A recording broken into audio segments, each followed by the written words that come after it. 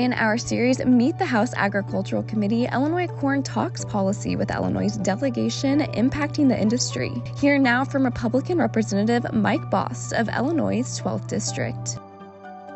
Your first 6 years of Congress, you were on the House Ag Committee, and now you're back on. What did that feel like to be reappointed and representing ag in your district in that way? Well, one of the most disappointing things that happened is that for those 2 years, I could not get the waiver because ag is vitally important to my district.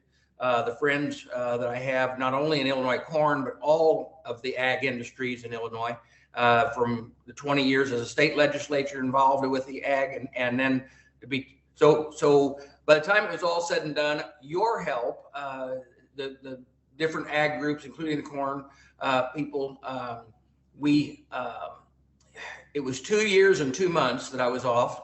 And coming back on, I think so I told several people that I'm pretty sure they told me while we were down at an event with leadership in Florida, and I thought that people in Illinois could hear me holler and say how great it was. So, but it's vitally important to be back. You know, with my new district, the new district, where it used to be my first largest employer was the Scott Air Force Base.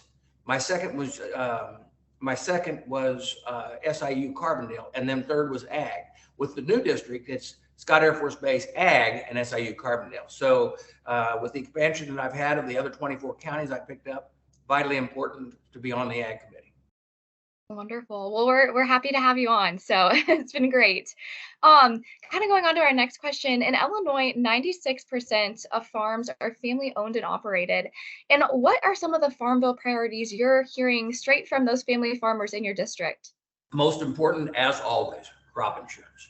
Making sure that crop insurance is secure, that it pays the way it's supposed to, and it's a safety net that they must have. And there's other things out there, you know, but the most important thing for my row crop people is crop insurance. Definitely. We wholeheartedly agree, because that's our number one priority this year is, you know, maintaining that in the Farm Bill. And so kind of switching gears a little bit, I had a question. Not too long ago, you had the opportunity to talk with Administrator Regan about biofuels. And now recently, there was an E15 waiver that was passed for summer. Why are you such a supporter of the ethanol industry? Well, very, very clear. It is not a subsidy. It is an opportunity to make sure that our markets are held in a way that the farmers that know that they can make an investment in a crop that will pay, and because nobody's in business to work for free or to lose money.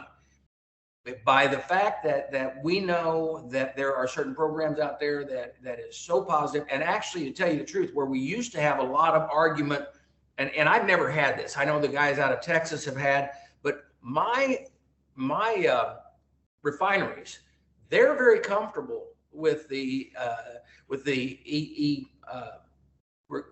biofuel requirements. They're very comfortable with those, and they work well with our farmers. But I think that sometime the secretary was, when he put out what is renewables, unfortunately, that's what I got straddle of him on, is what is a renewable? Well, you better believe that biofuels is one of the most tried and proven renewable fuel. And where others might not always be, I guarantee you biofuel is. And that makes it easy to argue for. Definitely. Well, we really appreciate your support of ethanol and just continuing to support our farmers in that way. Kind of, you know, going on to a little bit, the Farm Bill right now is obviously a big topic. Do you have any, you know, type of updates or, you know, timeline that you're expecting to see for that this year? One thing that certain people were asking me today in a meeting, that do we see a concern as where we're moving with the debt limit thing? Will that slow anything down? We're promised by the secretary or by the chairman that will not. We will continue to work and move forward to try to meet the deadlines for the Farm Bill. It's vitally important to be passed, and as we said earlier, and the protections for crop insurance and those things must be in there. And then is there anything else, you know, you'd like to comment about your support of Illinois agriculture and all you're doing? Just that it's so great to be back on. And I appreciate, but one thing I want to say is I do appreciate all the letters of support trying to get the speaker to do what the speaker finally did, which is put me back on the committee. Definitely.